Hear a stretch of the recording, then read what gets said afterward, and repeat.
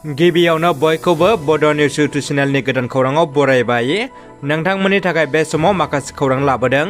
भिडिअखौ जोबजासे नायलांनो दाबाव आरो चेनेलाव गोदानब्ला अन्नानै साबस्क्राइब खालामना बेल आइकनआ अलाव होनानै ला आरो भिडिअखौ लाइक कमेन्ट शेयार खालामनो गुरै खावलायबाय। दानिया फैदो दिनैनि खौराङाव। गिबि खौराङाव दङ सोलोंथाइ बिथिङाव उन जानाय चिरां जिल्लाया देग्लाय मेट्रिक आनजादाव आसामनि मादावनो गिबि सारियाव जायगा आवग्रिना रेकर्ड खालामनो हादों। चिरां जिल्लाया मेट्रिक आनजादाव सेथि मासि आवग्रिनो हानायाव आसामनि मन्थ्रि उरखाव गोरा ब्रह्मआ गोजोननाय फोरमायदों। लोगोसेनो चिरां जिल्लानि फरायसा फोरोंगिरि बिमा बिफा जिल्ला खुंगिरिनि मावसुमा सोलोंथाइ आफादनि मावसुमा आरो फरायसा आफादफोरनिसिम हामलायथि जासिहरदों। मिरु एबसुनि मानगोनां आफादगिरि दिपेन बर'आ देहायारि जेंनायाव गोग्लैना गुवाहाटीआव फाहामथाय लागासिनो दङ। दुलाराय बर' फरायसा आफादनि मानगोनां आफादगिरि दिपेन बर'आ गुवाहाटीआव थानाय गभ आयुर्वेदिक कलेज हस्पिटालाव थांनाय 20 मे अक्ट'निफ्रायनो देहानि फाहामथाय लागासिनो दङ। बेखौनो मिरु दुलाराय बर' फरायसा आफादनिफ्राय लोगो आफादगिरि खोरोमदाव औवारी, गाहाय नेहाथारि कनेन्द्र बसुमतारी आरो रांखान्थि नेहाथारि सरनजित नार्जिनारिया देहानि खौरां लाहैयो। लोगोसे मिरु एबसुनि दैदेनगिरिफोरजों लोगोसे चिरां जिल्ला एबसुनि आफादगिरि दिलीप कुमार बसुमतारी बिथांमोनाबो दिपेन बर'खौ खौरां लाहैदों। जोबोद गोजोनथाव खौरां। तामुलपुर महकुमानि बेन्दोङाव थानाय दावगांबारि बर' बिजों गोजौ फरायसालियाव फरायनाय रसना मगर मुंनि सासे गोरखा हारिनि फरायसाया बर' बिजोंजों फरायनानै सेथि थाखोआव उथ्रिसारनो हादों। मख'नो गोनांदि कुमार मगर आरो सुनिता मगरनि फिसाजो रसना मगरा बर' बिजोंजों फरायनानै मेट्रिक आनजादाव गासै 392 नम्बर मोननानै सेथि थाखोआव उथ्रिसारनो हादों आरो रसना मगरनि सेथि थाखोआव उथ्रिसारनायनि खौरांखौ मोननानै कुमारी खाथा दखरा एबसुआ गोजोननायजों रसना मगरखौ मान बावदों। अल आसाम फुटबल एस'सिएशननि गोदान गाहाय नेहाथारि महरै डक्टर सांग्राम ब्रह्मखौ सायख'जानायाव गोबां दैदेनगिरिफ्रा बरायदों। अल आसाम फुटबल एस'सिएशननि गोदान गाहाय नेहाथारि डक्टर सांग्राम ब्रह्मखौ गावनि आंगो गामियाव दुंब्रुदै बरायदों। दखरा एबसुजों लोगोसे रुनिकाटा प्राइमारि UPPL आरो ओनसोलनि मेलेमजिबि सानसुमैफ्रा बरायदों। बिटिआरनि चिफ प्रमद बर'आबो आसाम फुटबल गौथुमाव बिबान मोनगिरिफोरखौ साबायखर बावहरदों। चिरां जिल्ला सैसनखाय चित्तौड़िया केरेडु फेडारेसननि नेहाथारि बिरदाव ब्रह्मनि खौरांगिरि मेल। थांनाय 20 अक्ट' खालारखालि खौरांनि गेजेरजों चिरां जिल्ला काराटे डु एस'सिएशन नेहाथारि बिथां मनेस्वर खाख्लारिया चिरां जिल्ला सैसनखाय चित्तौड़िया केरेडु फेडारेसननि सायाव नंखाय बाथ्रा बुंना सोंखारदों। दिनै चिरां जिल्ला सैसनखाय चित्तौड़िया केरेडु फेडारेसन नेहाथारि बिरदाव ब्रह्मआ बिथांनि बेबायदि बुंनायनि सायाव बिथांनि हेंथायै खौरांगिरि मेलनि गेजेरजों मनेस्वर खाख्लारि बुंनाय रावा नंखाय, मानोना जों नांगौ रोखोमनि फोरोंथाय होखांनायनि उनावसो बिथांमोना गावसिनि मोननांगौ बान्थाखौ राननानै होदों होननानै खौरांगिरि मेलनि गेजेरजों फोरमायथिदों। गाम्बारि बिल समबाय समितिनि मावखुलियाव बिसायख'थिनि फोरमान बिलाइ गथायनाय हाबाफारि बानजायदों। गसाइगाव महकुमानि सिङाव थानाय गाम्बारि बिल समबाय समितिनि मावखुलियाव 2023-24 बिसायख'थिखौ UPPL आरो BJP राजखान्थि दलनिफ्राय गासै 15 बिजाथिफ्रा बिसायख'थि गेलेनो थाखाय फोरमान बिलाइ गथायो। दानिया फैदो गुबुन मोनसे खौराङाव। महकुमा खुंगिरिया मिजिं होनानै मावफुङैनो अजद होदों मोसौ मैसोखौ लाखिथों नङाब्ला जोंखौ गावथारथों। बे खेबाव जनाय महकुमा खुंगिरिनि मावखुलिनि मोखां फारसे दावगाबोदों हाजार हाजार मोसौ मैसो।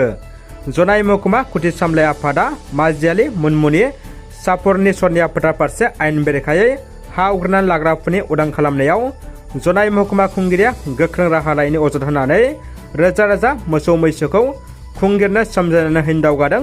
जनाय सदर फारसे माजियालि मुनमुनि सरकारि भाबै गनायथि मोननाय सनिया फोथारनि हाखौ संरैखा खालामनायनि सोलाय आयेन बेरेखायै सनिया फोथारनि हाखौ आयेन बेरेखायै हा आवग्रिनानै लाग्राफोरनो खुंगिरिया सोमजाना होनो नाजानायखौ गोसो गोजोननायजों मोसौ मैसो फिसिनायनि मिजिं नुयैयाव सरकारनो सोमजाना होनो आवगायदों।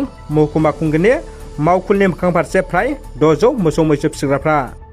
मुसलपुर जौसिन फरायसालिनि फरायसा जितु नार्जारिया फोसावजानाय मेट्रिक आनजादनि फिथाइयाव 94.1% लानानै डिस्टिंक्सन मासि आवग्रिनो हादों। बाक्सा जिल्लानि बरिमुख हालादौला गामिनि सन्जिब नार्जारिनि अनजालु फिसाज्ला जितु नार्जारिया मुसलपुर जौसिन फरायसालियाव फरायनानै दिनैनि फोसावजानाय मेट्रिक आनजादाव गासै आयदायावनो लेटार लानानै 565 नम्बरजों 94.1% लानानै डिस्टिंक्सन मासि आवग्रिनो हादों। जितु नार्जारिनि डिस्टिंक्सन मासि आवग्रिनो हानायनि खौरांखौ मोननानै नखरनि जोनोमगिरि बिमा बिफा आरो गामिनि रायजो राजाफ्रा गोजोननाय फोरमायदों। अल आसाम फुटबल एसोसिएशननि गोदानै सायख'जानाय गाहाय नेहाथारि डक्टर सांग्राम ब्रह्मखौ मैया बिटिसि सेक्रेटारियेटआव बिटिसिनि गाहाय मावफुं सोद्रोमा प्रमद बर' बिथांजों लोगोसे बिटिसि सोरखारनि एमसिएलए आरो इउपिपिएल दोलोनि बिबानगिरि बिथांमोना बरायदों। मेट्रिक आनजादनि देरहासारनाय आरो रंजानाय समावनो गुदि फोरोंगिरि जथाय आफादफ्रा सोरखारनि सोलोंथाइ बिफाननिफ्राय हरनाय टेब्लेटखौ दिनै फिन सोलोंथाइ बिफाननि आखायाव गथायफिननाय हाबाफारि बानजायो। आसाम रायजो नाङैनो गुदि फरायसालिनि फोरोंगिरिफ्रा गंफ्रोमबो गुदि फरायसालियावनो गाहाय फोरोंगिरिनि मासिखौ दिदोमै खालामनो गोबां बोसोर सम दाबि खालामबोदोंब्लाबो सोरखारा दासिम जेबो राहा लायैयाव दिनै खुद्रिखांना सोरखारा हरनाय टेब्लेटफोरखौ फिन गथायनाय हाबाफारि लायो।